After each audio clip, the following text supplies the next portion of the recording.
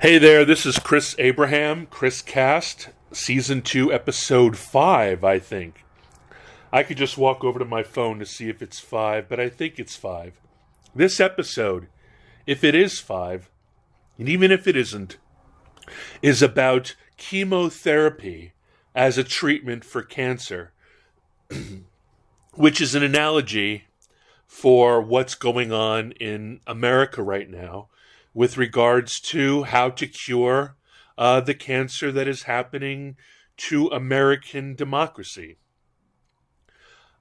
This is going to piss a lot of people off because I take it from both sides. And I know there's this concept of you're either for us or against us, or whataboutism, or false equivalency and so forth. But let's take a stab at it, okay? How much killing vis-a-vis chemotherapy can one do on a patient before one kills the patient? And if the goal is to kill the patient, what will pop up in its stead?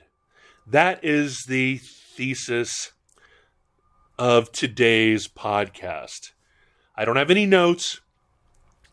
Really freewheeling here, so please indulge me as me and my digital Google Home friend try to figure this out.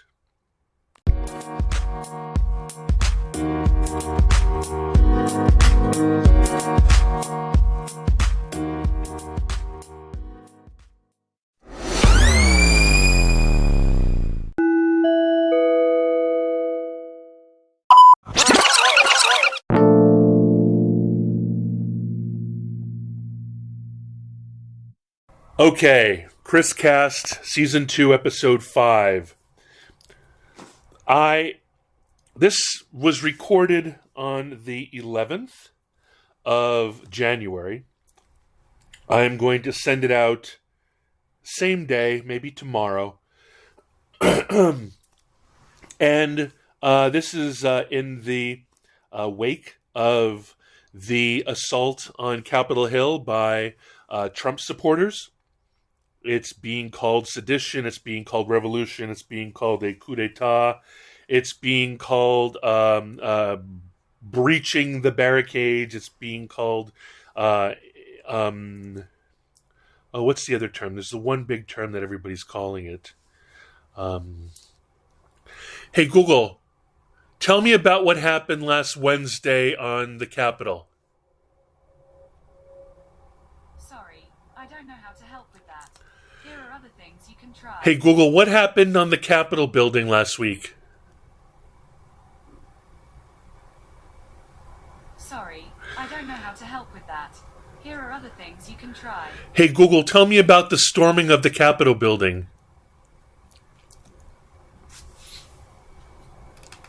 According to Wikipedia, on January 6, 2021, a mob of rioters supporting United States President Donald Trump's attempt to overturn his defeat in the 2020 presidential election stormed the U.S. Capitol, breaching security and occupying parts of the building for several hours. That is from Wikipedia. The 2021 storming of the United States Capitol was a riot and a violent attack against the United States Congress on January 6, 2021. Well, it went away. All right.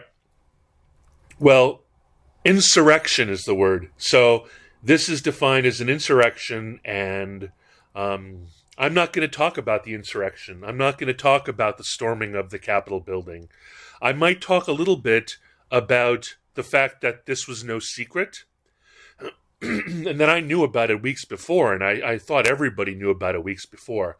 However, I'm just going to make a commentary based on things that I saw on Twitter and Facebook and via email and in conversations and texts in the wake of the event of the January 6th, 2021 assault on the White House, assault on the Capitol building by Trump supporters.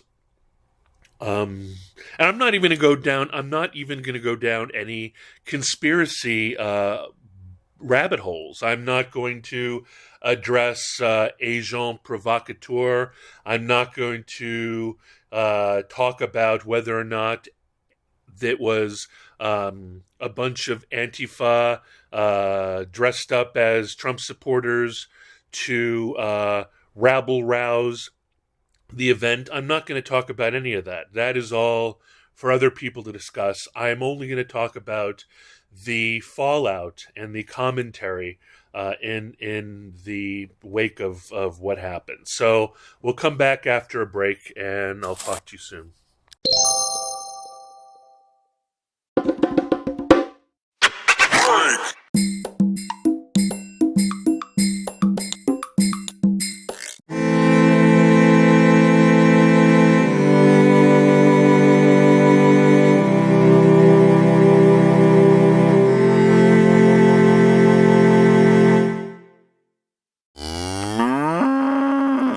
Hey there, Chris Abraham here. Season 2, episode, I think 5. This might be all the way wrong all the way through. If it's the 6th, I apologize. But I'm not going to go in and fix it. Anyway, this is all about how much chemotherapy can America take before it dies, and then what would come out in its place if it dies. And is there just enough chemotherapy to cure the patient of cancer without killing it? This is the stuff that I'm going to talk about. If you're ready, brace yourself and come back after the break.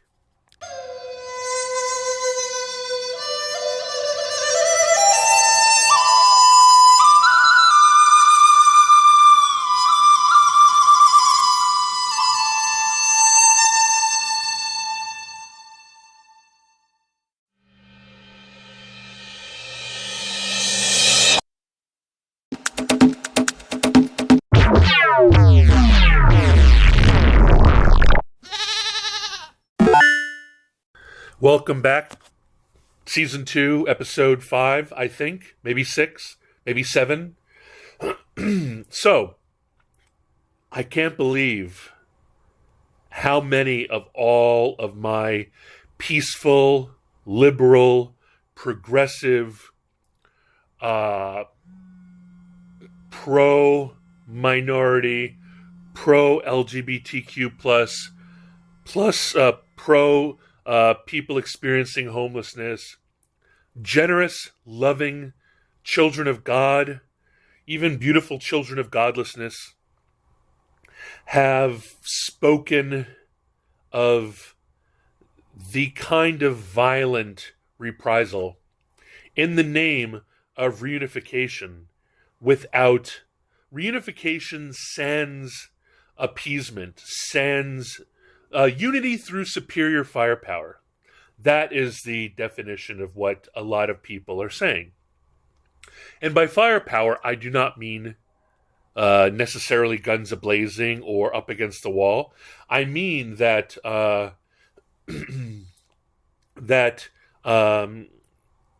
there's going to be people were openly talking about re-education.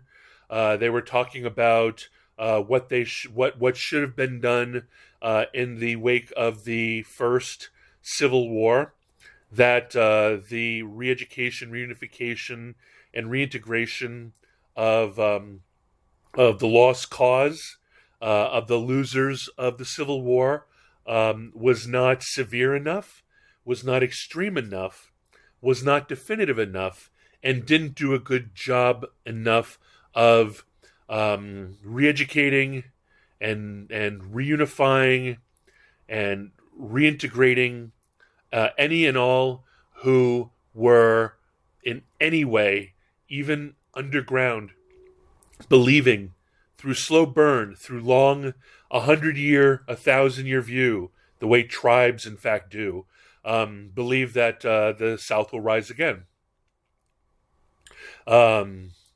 This is not done through love. This, according to Twitter, Facebook, and Instagram, and texts and conversations, this will not be done through love. This will not be done through compassion. This will be done through extreme um, through extremes. And the extremes can include canceling. They should, according to people, include firing. They definitely should include, within even the most broad extents of the law, should include incarceration. It should include blemish to personal and permanent records. There should be a list, an actionable list, of any and all people who have in any way implicated themselves in any type of support of Trump in general and the Trump nation in particular. That list might be so broad as to include anybody who are and finally the absolutist definition of any and all people associated with any and all Biden related or Trump related uprisings as being on not only a watch list but maybe prevented from flying, maybe, and well, no, most certainly added to a domestic terrorist watch list, and effectively legislation that would be what I like to call, because I'm witty, Patriot Act 2 Electric Boogaloo. And ha ha ha. So, because Boogaloo is the name, right, of that revolt. So I had been rolling my eyes when people had been talking about this insurrection being another 9/11, being like the Vietnam War, being like Pearl Harbor, being like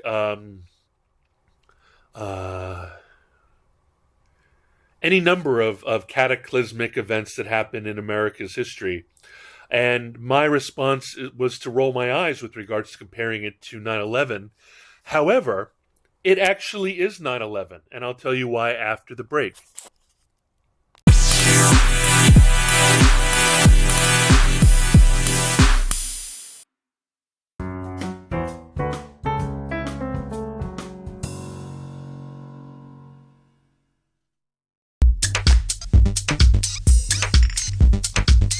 Welcome back.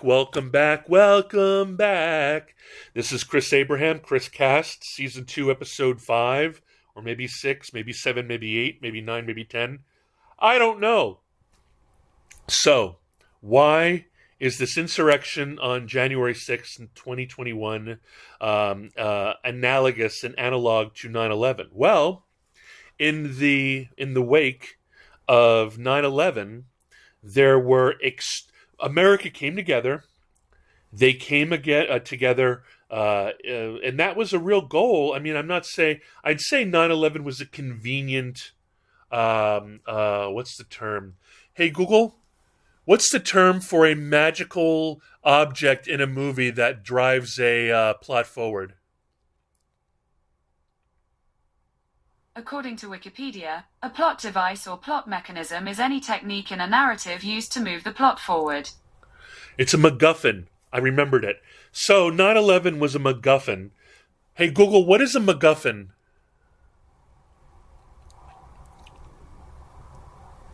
Here's a summary from Wikipedia. In fiction, a MacGuffin is an object, device, or event that is necessary to the plot and the motivation of the characters, but insignificant, unimportant, or irrelevant in itself. The term was originated by Angus MacPhail for film, adopted by Alfred Hitchcock, and later extended to a similar device in other fiction. So I don't mean to...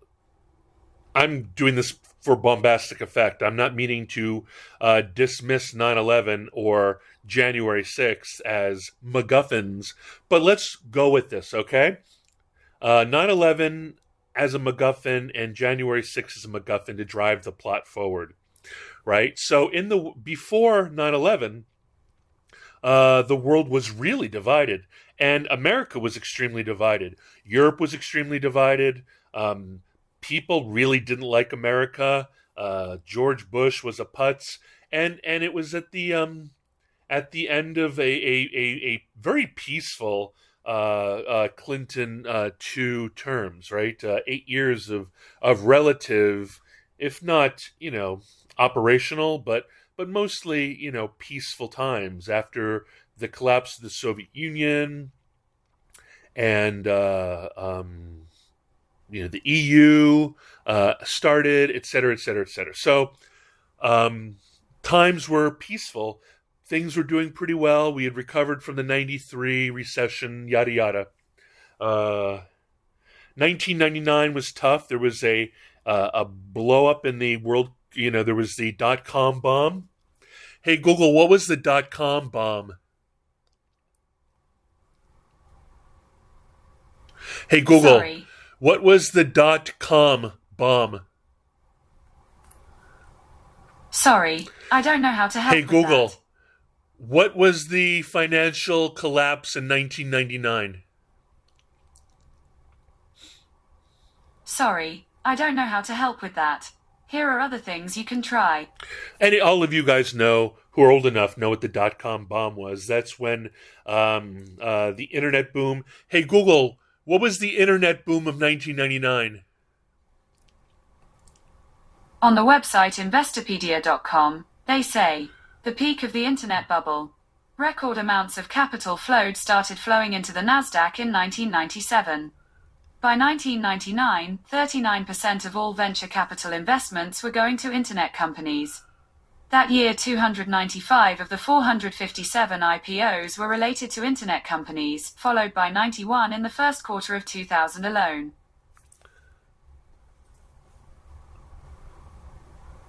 On the website investopedia.com, they say, the dot-com bubble grew out of a combination of the presence of speculative or fad-based investing, the abundance of venture capital funding for startups, and the failure of dot-coms to turn a profit. On the website stockpicksystem.com, they say, the dot-com bubble burst that caused the 2000 stock market crash. The dot-com bubble burst is what caused the 2000 stock market crash. So, 9/11 brought everybody together. It created, I was in D.C. when that happened, 9/11, and all of my friends, I studied in England, I worked with a company in Berlin, everybody from around the world called me to see if I was okay. There was so much great compassion. It brought the country together. And in the wake of that, the country became a militaristic den of thieves. The Patriot Act was passed. Hey, Google, what is the Patriot Act? According to Wikipedia, the USA PATRIOT Act is an act of the United States Congress that was signed into law by U.S. President George W. Bush on October 26, 2001. USA PATRIOT is a backronym that stands for Uniting and Strengthening America by providing appropriate tools required to intercept and obstruct terrorism. On the website dni.gov, they say, the purpose of the USA PATRIOT Act is to deter and punish terrorist acts in the United States and around the world. All right, so that was huge. That opened a double secret judge. What is it called? Double secret warrants. All kinds of NSA access, all kinds of stuff that Snowden revealed, like a lot of fuckery resulted. And I dare say that after the June 6th event, the worst thing ever to happen to in American history, that is going to open the way to like what I called Patriot Act 2, Electric Boogaloo, Tokyo Drift, which is going to be exactly what Patriot Act 1 is, but focusing not on international terrorism, but domestic terrorism. And it's going to have the same overreach, the same CIA operating domestically, NSA operating domestically, DIA operating domestically, NRO operating domestically, JSOC operating domestically, in like never before, with joint operations that will be able to target American, so-called American domestic terrorists in country.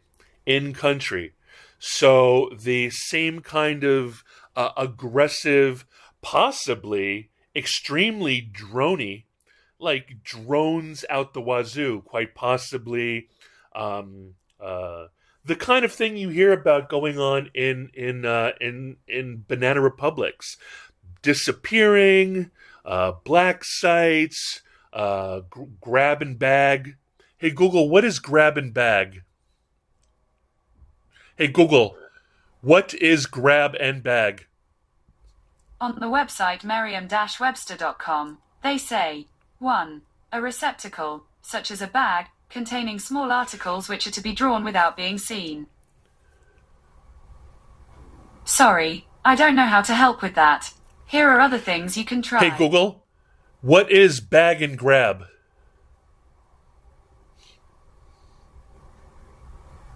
Here's the definition of grab bag. A container from which a person Hey Google, chooses a... what is the military term of bag and grab? Sorry, I don't know how to help with that. Anyway, I don't even know if I have the... Google, stop. I don't even know what the term is. But, you know, the whole bag over the head and take you away and disappear you, or allow you to be sent to Guantanamo, allow you to be sent to a Polish secret site, like anything like that. Just open up any type of... hey, Google, what was the prison in Iraq that was considered to be a controversy? According to Wikipedia, Abu Ghraib gained international attention in 2003 following the invasion of Iraq, when a scandal involving the torture and abuse of detainees committed by guards in part of the complex operated by US-led coalition occupation forces was exposed. What does this all mean? You'll learn right after the break.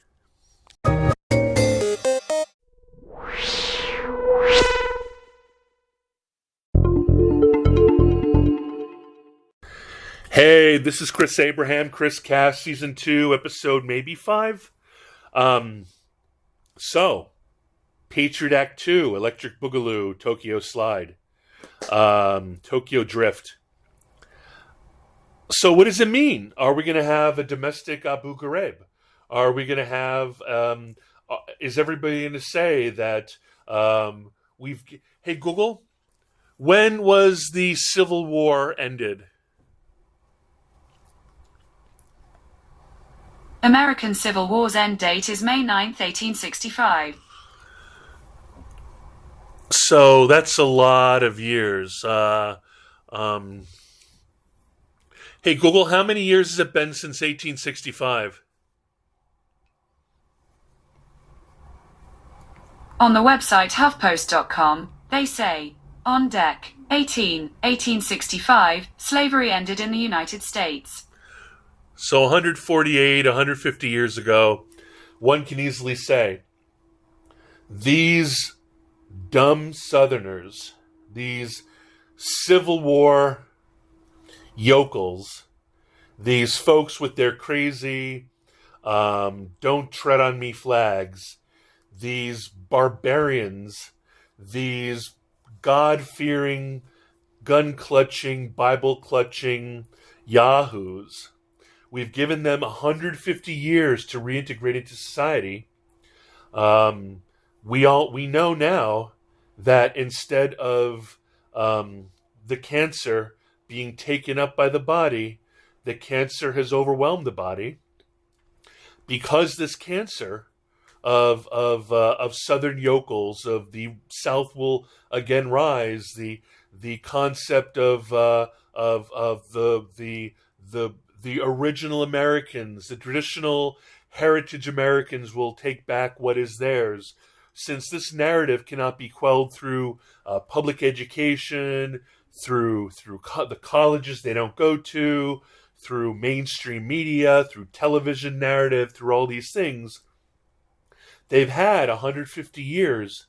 It's not going to happen. It's time to use extreme chemotherapy to try to rid the corpus of this blight. It's time to use chemotherapy to kill the cancer that is the American extremist right, aka white supremacists, aka domestic terrorists. Appeasement didn't work. Integration didn't work.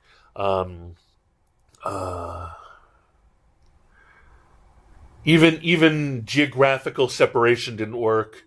A large tent didn't work. The clinging to the gross tribalism of yesteryear.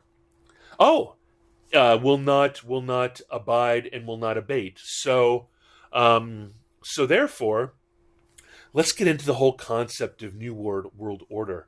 That's a really interesting thing because I heard a quote from Bush yesterday, and the quote is something like, "We will no longer abide by the law of the jungle. We will abide by a new world order." Let me see if I can get that quote. Hey, Google, do you know the quote that says, "We will no longer abide by the law of the jungle. We will abide by a new world order"? Sorry, I don't know how to help with that. Here are other things you can try. Well, anyway, doesn't that sound terrible? But if you believe this whole concept of a new world order is the transition from it's so condescending, holy crap, this whole concept of the law of the jungle is basically saying no longer shall the earth suffer primitives, no longer shall the earth suffer tribes. The world will shed that disgusting handmade, hand-stitched skin, and the gourd, and the bows, arrows, and spears, and will uptake the great lantern of learning. Right? So I dare say that Build Back Better is a redefinition of New World Order, and I don't mean New World Order as being crazy gecko people. I'm talking about New World Order as a transition towards enlightenment, as a transition towards science-based world, as a transition from Klingon to Federation, right? As a transition, to talk to you geeks, as a transition from Klingon tribalism to Federation, higher thought, higher ideals, philosophy, Aristotle, Goethe, and there's no interest. I mean, 80% of the world has no interest in becoming this. 80% of the world doesn't care what happens 50 miles outside of their own house. Most of the world, 80% of the world lives in tribal compounds. Friends and family groups, birds of a feather, and nobody wants anything more than that. But, God damn it, one needs to be driven to that. One needs to be extricated from the oppressive restrictions that women have by being caught in a tribe, that people of color have by being caught in a tribe, that people of the LGBTQ plus have by being caught in a tribe. It's oppressive to gender. It's oppressive to caste. It's oppressive to everything. Now, I'm going to go off the reservation when we get back, and it probably is the topic for another conversation, but I will go into the whole concept of this is actually not a race war. This is, in fact, a class war. That'll be your little bonus before we close out. I'll talk to you soon.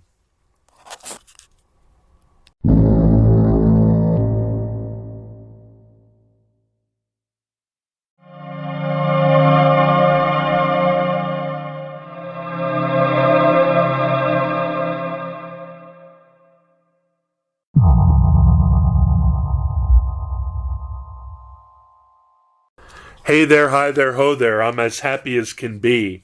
MICKEYMOUSE, Chris Cast, Chris Cast. Chris Abraham brings you Chris Cast. Da-da-da-da-da-da. Season 2, episode 5 or 6 or 7 or 8 or 9 or 10. Je ne sais pas. Je ne connais pas. Je ne sais. So, yes, all of this rabble-rousing, June 6th is, in my opinion, as has all of BLM and everything else, has all been a giant American, global, the most amazing magician event, performance, spectacle in the history of the human race, which is to misdirect all the fervor that could potentially result in a class war and misdirect it into a race war. So, if you make sure that you separate people of color and minority peoples, including women as best you can, people of color, but especially countercultures, such as progressives, and if you co-opt them, LGBTQ plus communities, trans, black lives, especially black women, especially black trans. Those are my, and I'm not even joking. I think black trans women are, there's only one thing better than black trans women, which is Hawaiian mahus, which is Pacific Island trans women. And I say that with complete earnest love. I'm not being bombastic with regards to that. I grew up in Hawaii, and Hawaii without mahus is not Hawaii. So if you as the wealthiest 200 billionaires, and hey Google, how many millionaires are there in America? 11 million millionaire households. Here's a summary from the website DaveRamsey.com. Do you know how many millionaires are in the US today? The answer is there are about 11 million millionaire households. Hey Google, how many billionaires are there in America today? 630 billionaires. On the website CNBC.com, they say, the United States now has 630 billionaires, whose wealth totaled nearly $3.4 trillion as of April 29th. Hey Google, how many Americans are worth more than $100 million? On the website NPR.org, they say, Amazon founder Jeff Bezos is the world's wealthiest person. Hey Google, according to how many Americans are worth over $100 million? I found a table on Wikipedia that probably has your answer.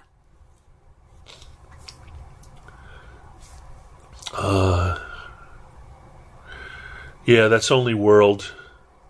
23,835 people who have 100 million to 199 million, 60,760 who have 50 to 99 million, and 85,850 people who have 30 million to 49 million. So, those people are afraid. Those people are extremely afraid of Trump's base. Those people just happen to own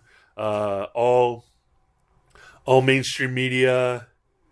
They own... one thing I forgot to share with all y'all.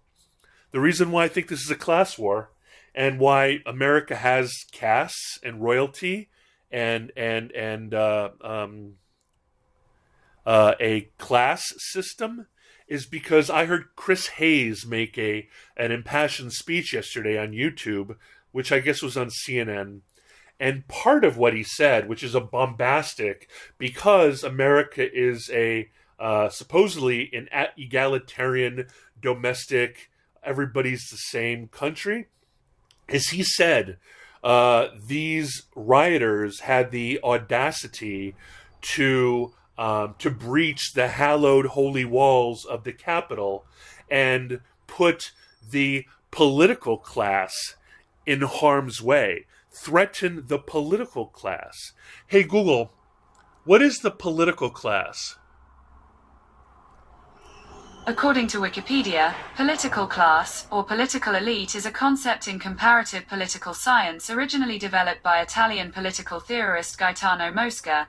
It refers to the relatively small group of activists that is highly aware and active in politics, and from whom the national leadership is largely drawn.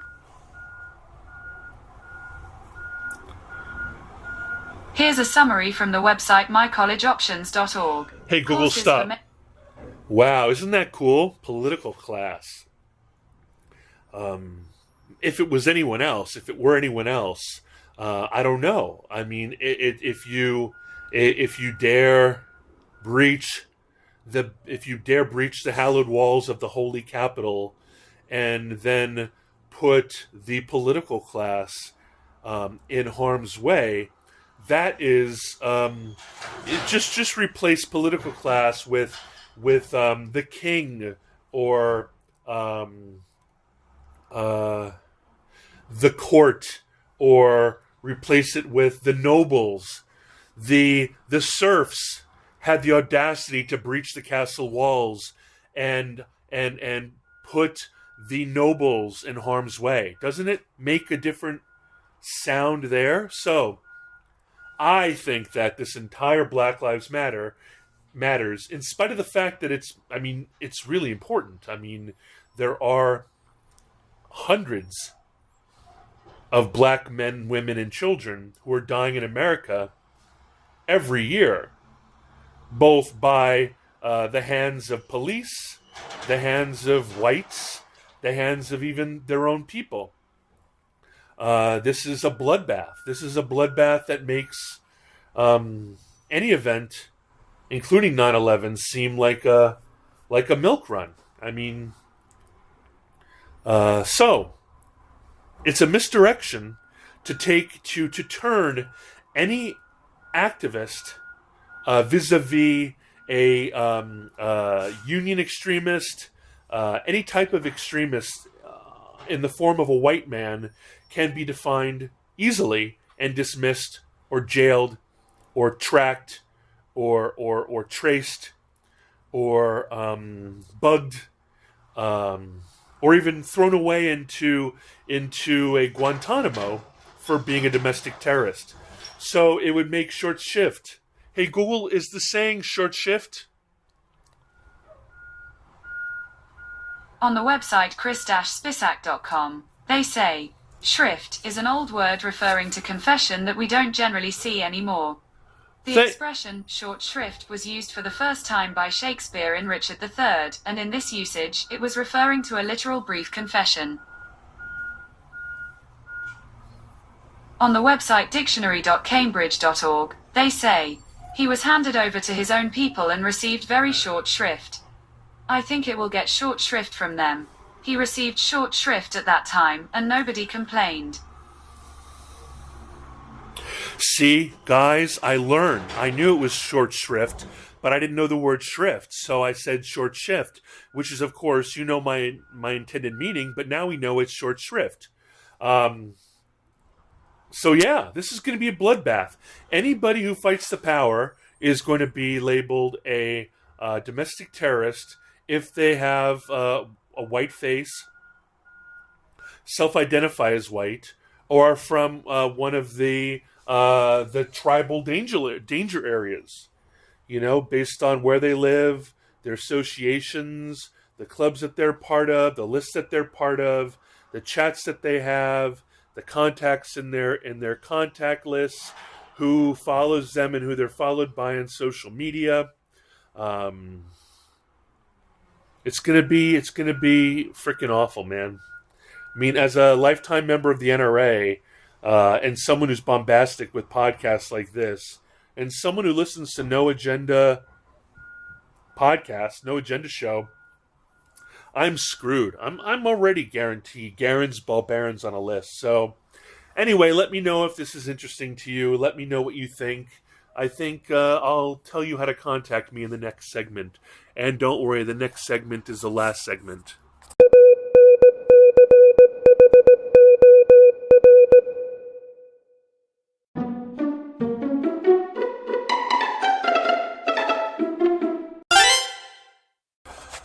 Welcome back, welcome back, welcome back. This is Chris Abraham, Chris Cast, getting in trouble in the podosphere. This is my pod, season 2, maybe episode 5, maybe episode 6, maybe episode 7, maybe episode X-1. So, my name's Chris Abraham. You can email me at chris@abraham.su. You can go to my HQ at chrisabraham.com. You can text me at +1 202 352 5051. You can signal me, WhatsApp me, text me. You can call me, but if I don't recognize your number or we don't have a call scheduled, I will not answer. If you leave a message, it'll go to my Google Voice, which will then be transcribed. And then if you say something lovely, I might call you back. I'm at Twitter at Chris Abraham. I'm Instagram at Chris Abraham. YouTube at Chris Abraham. YouTube.com/Chris Abraham. I am No Agenda Social at Chris. I am Girovic.su at Chris. I am Tumblr, chris-abraham.com. My business is garriscorp.com or GERR.is. That might be it. If you want to support me, you can go to anchor.fm/Chris Abraham/support. I think if you just go to anchor.fm/Chris Abraham, you'll find links to the support page and to how to message me. What else? Oh, if you can, go to whatever and wherever you... Oh, subscribe. If you got this through a link. You can subscribe via any platform. I'm everywhere, pretty much. There's been some problems, but hopefully they'll get fixed. And then write a review or a comment or add stars or likes or share with your friends or whatever. I think it helps the algos, whatever that is. And I love you. I cherish you. I pray for you every night. And Godspeed to you. Aloha. Mahalo. Merci beaucoup. Dankjewel. Danke sehr. Gracias. Prego. Ciao.